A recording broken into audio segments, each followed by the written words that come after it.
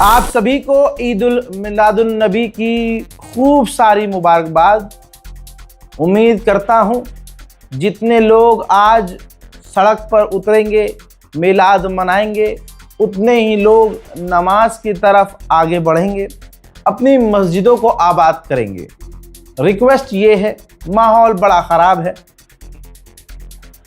गलती नहीं करते हो तब एफआईआर हो जाती है, तो सोचो गलती करोगे तो क्या किया जाएगा। योगी और मोदी और उसकी दोनों की पुलिस को और हिंदू संगठनों को तुम्हारी गलतियों का इंतज़ार रहता है। देखिए, बहुत सारे अलग अलग तरह के हमारे बीच में मुसलमान हैं और मसलक बहुत हैं, लेकिन नमाज से ऊपर कोई तो नहीं है। तो देखिए, ऐसी कोई हरकत मत कीजिएगा। अव्वल नमाज है, तो ईद उल मिलादुन नबी में जो भीड़ आज उतरेगी, अल्लाह उसे सलामत रखे। लेकिन सवाल ये भी अपने आप से कीजिएगा कि यह सब नमाजी हैं क्या? ये जितना मिलाद मना रहे हैं डीजे चलाकर, सड़क पर लठबाजी करके, तलवारबाजी करके, क्या ये नमाजी हैं? हज़रात, मेरी हाथ जोड़कर अपील है, अपने घर वालों को मुसीबत में मत डालिएगा।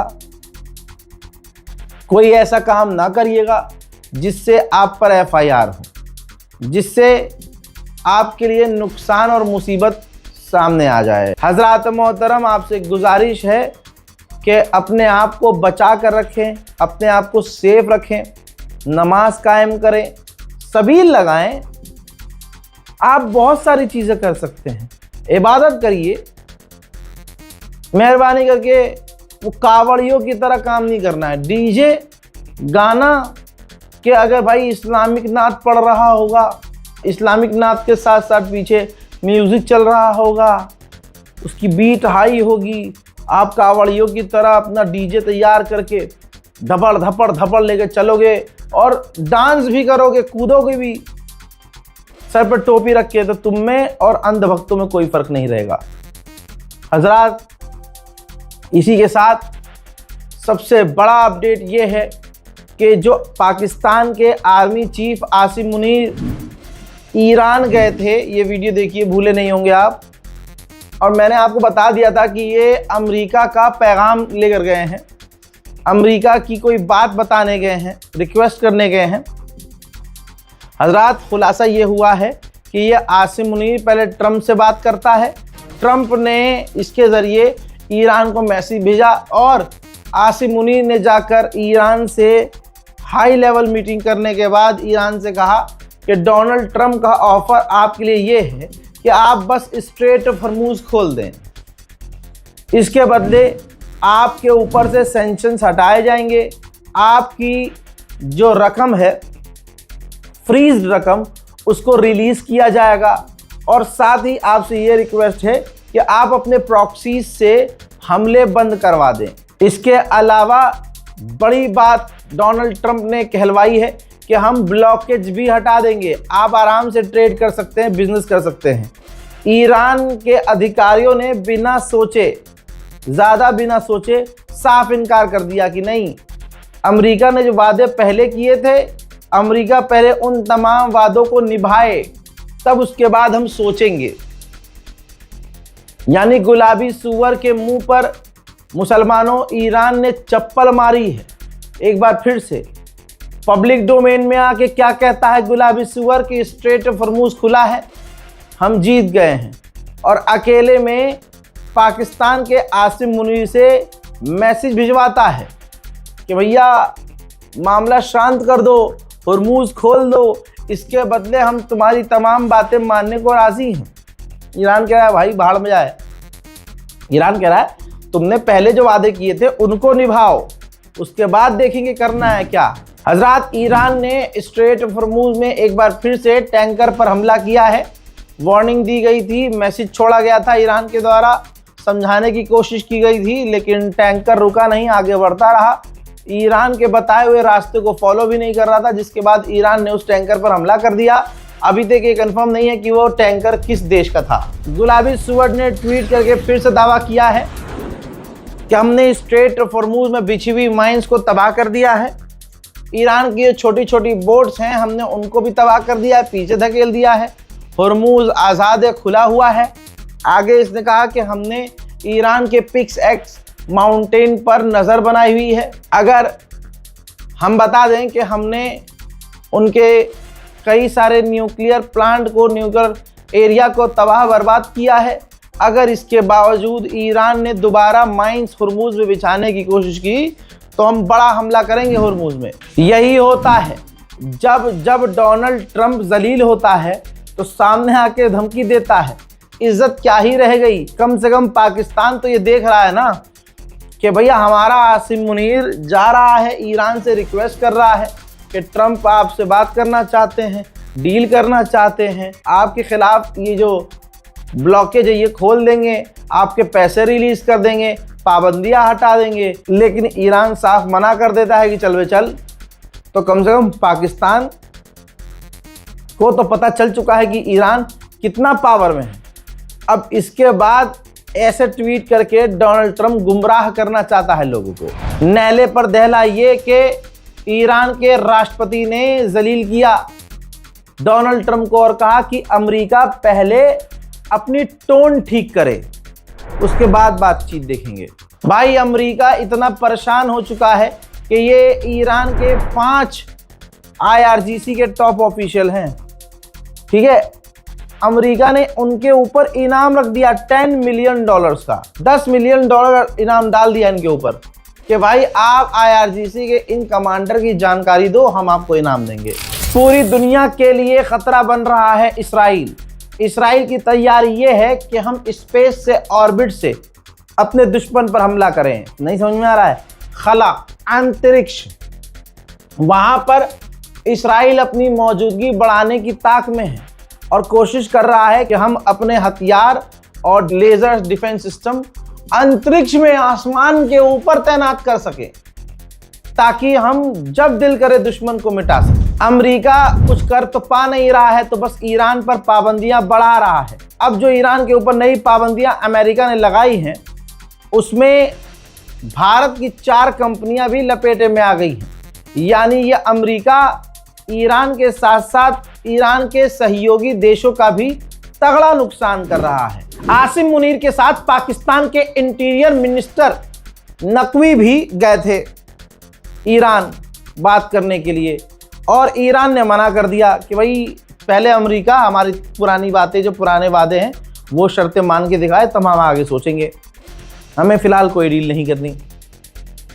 अब जब ईरान से वो ये सारी बातें सुनकर वापस आए पाकिस्तान के इंटीरियर मिनिस्टर, तो उन नकवी साहब ने अमेरिका के एनवॉय से तुरंत मुलाकात की और तमाम वहाँ जो ईरान में बातें हुई, कैसे ईरान ने गुस्सा किया, कैसे ईरान ने साफ इनकार किया कि उन्हें डील नहीं चाहिए, उन्होंने डोनाल्ड ट्रंप का ऑफर जो है ठुकरा दिया, ये तमाम चीज़ें अमेरिकी एनवॉय को मिलकर बता दी है। मेरे दोस्तों, आपको याद है कि जंग के दौरान पूरे मिडिल ईस्ट से, हर अपने अलग अलग देशों से, UAE, Bahrain, Qatar, Oman, Kuwait, सब जगह से, सऊदी अरब से भी उसने अपने डिप्लोमेट्स निकाल लिए थे। फटी पड़ी थी कि भैया ईरान कुछ कांड न कर दे। अब दोस्तों, उन तमाम देशों में जहां से उसने, अमेरिका ने अपने डिप्लोमेट्स निकाले थे, उन तमाम अरब देशों, मिडिल ईस्ट के देशों में अमेरिका अपने डिप्लोमेट्स को वापस भेज रहा है। अमेरिका की एक रिपोर्ट आ गई है, आधिकारिक रिपोर्ट है।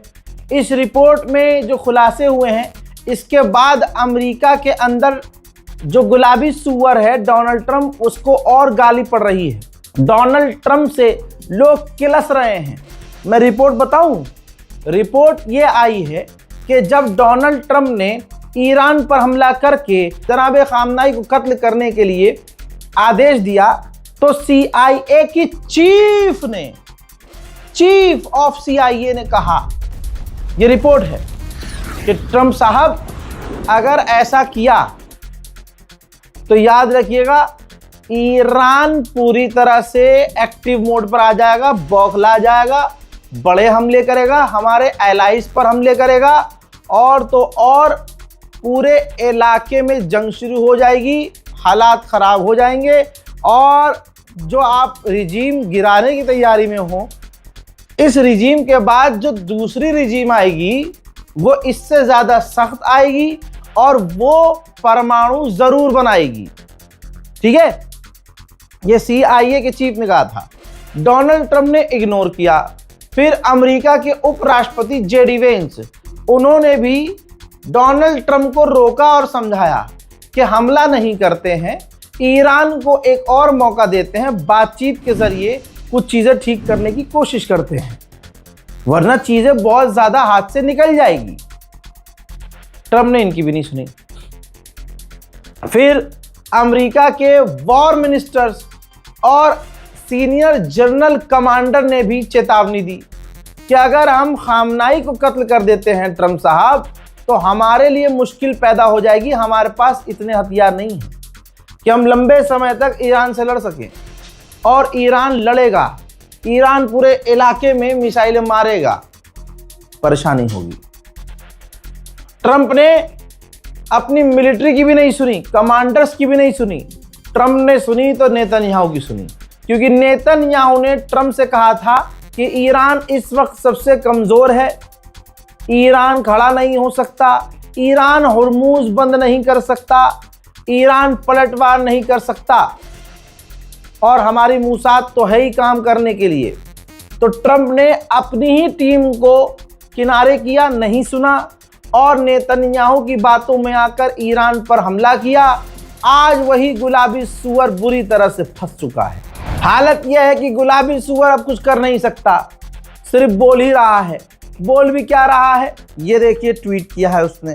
कहता है, यानी लिख रहा है कि ह्यूमैनिटेरियन क्राइसिस से ईरान के लोग गुजर रहे हैं। जो लोग प्रदर्शन ईरान में नहीं कर रहे हैं, ईरान उन्हें भी मार रहा है। ईरान पूरी तरह से गिर गया है।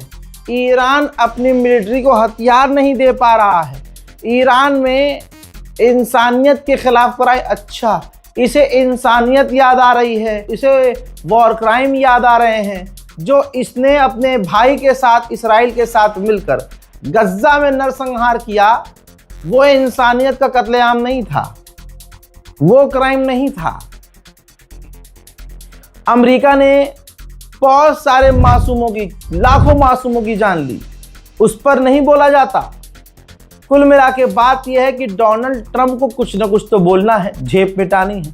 हम कह रहे हैं कि अगर ईरान के हथियार खत्म हो रहे हैं, अपनी फौज को वो हथियार नहीं दे पा रहा, तो गुलाबी सुअर अम्मा का दूध अगर पिया है तूने, तो हमला करवा दे, एक बार ईरान पर हमला करवा, बाकी काम सारा ईरान खुद दिखा देगा तुझे।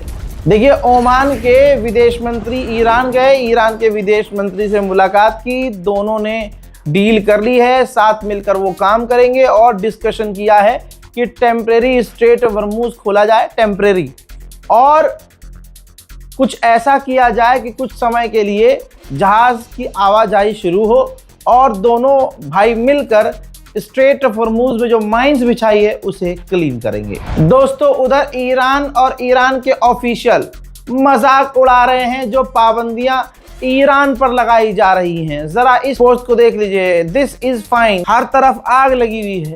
एक कार्टून है, बैठा हुआ कह रहा है कि सब कुछ ठीक है, यानी ये कार्टून डोनाल्ड ट्रंप है, चारों तरफ दुनिया में उसने आग लगा दी है, लेकिन नुकसान उसका भी हो रहा है, लेकिन वो कह रहा है कि सब कुछ ठीक है। ईरान के राष्ट्रपति, ईरान के पार्लियामेंट स्पीकर ने अभी 5 दिन पहले जो बोला था, उसका पूरा, अब मैं टोका भी था उस वक्त कि ये तमाम चीज़ें नहीं बोलनी चाहिए, लेकिन ये बोले जा रहे हैं।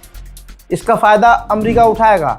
अमेरिका के वित्त मंत्री ने, देखिए रिपोर्ट आ गई है, कहा है कि ईरान की टॉप लीडरशिप मान रही है कि हमारा जो ब्लॉकेज है वो काम कर रहा है, यानी ईरान को नुकसान हो रहा है, ईरान को तमाम चीज़ों की, रोज़मर्रा चीज़ों की कमी हो रही है, ईरान परेशान है, हमारा ब्लॉकेज ईरान पर बहुत सही तरीके से काम कर रहा है। और मैं अपने व्यूअर्स को बताना चाहता हूँ, ये बात ईरान के राष्ट्रपति ने मानी थी, ईरान के पार्लियामेंट स्पीकर गलीबाफ ने भी कही थी।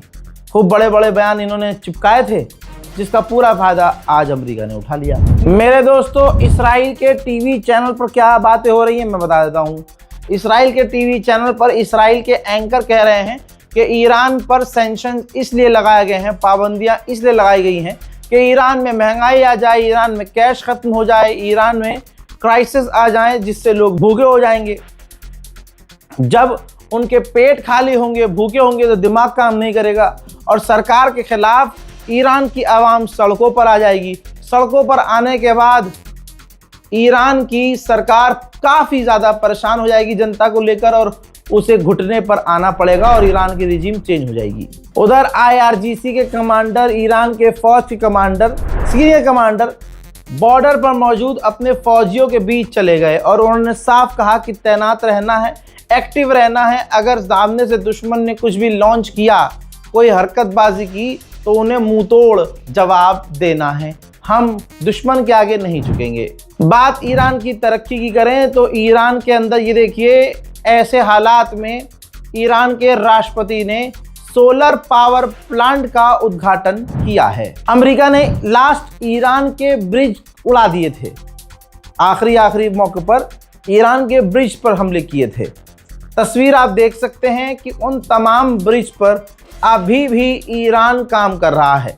लगातार ईरान उन तमाम ब्रिज को ठीक करने की कोशिश में है। आइए अब मैं आपको ऐसी खबर देता हूं कि दिल खुश होगा और डोनाल्ड ट्रंप का झूठ खुलेगा।